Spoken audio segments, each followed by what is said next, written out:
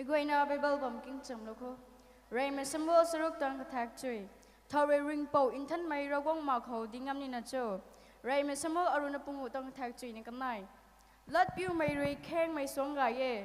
Lỡ diêu tha cái khang khen mày xuống thu cái lát piu mày Ray gai ye. Cái này mà xem vô sân này tăng cái thác chui này cái này. He cậu liang mày ring po.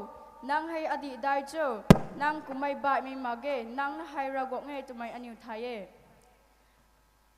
Daniel cái này toàn thác chui, ra guộc hay ninh tinh mày ye, khăn ninh ngâm mày ye, John ở nơi đại toàn thác saro, Giêsu rồi mình đào na cái khâu sa thế, ai hay chơi nghe chụp mày ye, khăn ninh ring mày ye, upon rồi hấp na gan khăn ninh sini apu khâu găng ngâm mage, John ở nơi đại toàn thác ở nơi pangu, nang yu ata Indian ni thay ala piu ni, John ở nơi pangu toàn thác akhat, ai hay drakha lo ye, kum na apu hay drakha lau tami puwe.